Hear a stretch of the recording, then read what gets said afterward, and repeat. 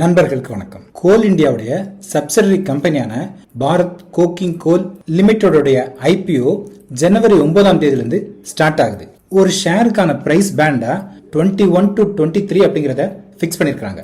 ஒரு லாட்டுடைய size 600 shares. அதனால மொத்தமா 13,800 ரூபாய ஒரு லாட் அப்ளை பண்றதுக்கு இன்வெஸ்ட் பண்ண வேண்டியது இருக்கும். பிசிசிஎல் பேரண்ட் கம்பெனியான கோல் இந்தியா 2010ல 15,200 கோடி ரூபாய் ஆஃபர் ஃபார் சேல் ஐபிஓ வரும்போது 15 மடங்கு ஓவர் சப்ஸ்கிரிப்ஷன் ஆச்சு. கோல் இந்தியாவுடைய ஐபிஓ பிரைஸா 245 ரூபாய் அப்படிங்கறத பிக்ஸ் பண்ணிருந்தாங்க.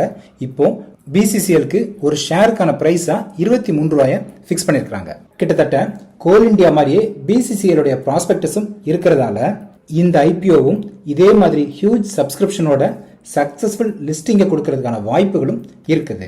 இன்னைக்கு இந்த பிசிசிஎல் கம்பெனி பற்றியும் இதோடைய ஸ்ட்ரென்த்ஸ், ஃபினான்ஷியல்ஸ் பார்க்கலாம். ஃபர்ஸ்ட், இந்த கம்பெனியுடைய பிசினஸ். இந்தியாவுடைய கோல் ப்ரொடக்ஷன்ல 80% மார்க்கெட் ஷேரோட மோனோபோலியா இருக்கிறது கோல் இந்தியா கம்பெனி. இந்த கம்பெனி மைன் பண்ணி எடுக்கிறது தெர்மல் பவர் பிளான்ட்ஸ்க்கு தேவையான கோல்.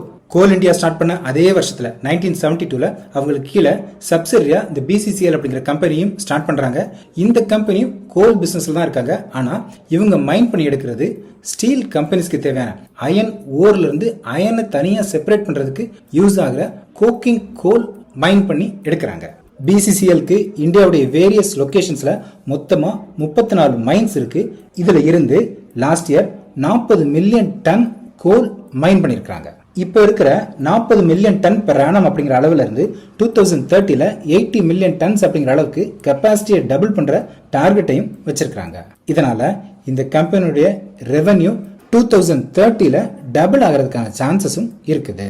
அடுத்து இந்த கம்பெனியுடைய பினான்சியல்ஸ் பார்க்கும்போது 2024-25 இந்த பினான்சியல் இயர்ல 14,401 கோடி ரூபாயை ரெவென்யூவா ஜெனரேட் பண்ணிருக்காங்க. இதுல எல்லா எக்ஸ்பென்சஸ் அண்ட் டாக்ஸஸ் போக கம்பெனிக்கு 1,240 கோடி ரூபாய் நெட் ப்ராஃபிட்டா கிடைச்சிருக்கு.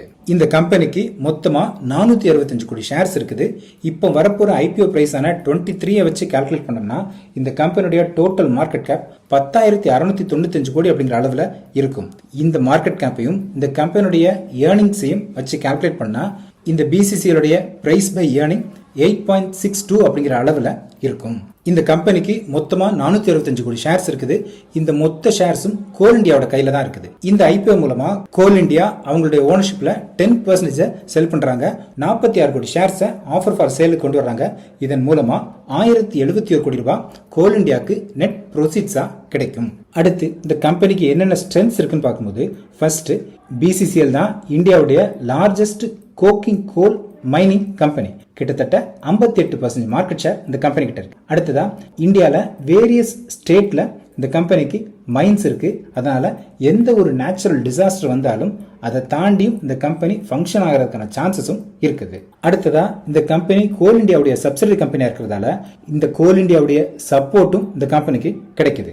இப்போ இந்த கம்பெனி நல்ல ப்ராஃபிட்ஸ் இருக்கு.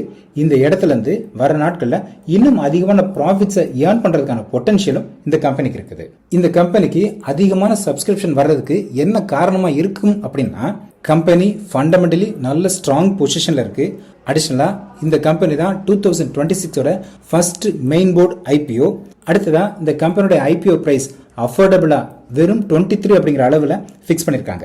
இப்படி இந்த கம்பெனியோட ஐபிஓவை எல்லாரும் கன்சிடர் பண்ற மாதிரி நிறைய பாசிட்டிவ் விஷயங்கள் இருக்கிறதால இந்த பிசிசிஎல் ஐபிஓ ஓவர் சப்ஸ்கிரைப் ஆகிறதுக்கான சான்சஸும் இருக்கு. அதே நேரத்தில் நல்ல லிஸ்டிங் கெயின்ஸ் கொடுக்கறதுக்கான வாய்ப்புகளும் இருக்குது. ஜனவரி 9 இருந்து ஜனவரி 13 வரைக்கும் இந்த ஐபிஓ ஓபன்ல இருக்கும். இந்த ஐபிஓ உங்களுக்கு எஸ் ஆர் நோ அப்படிங்கறத கமெண்ட் பண்ணுங்க.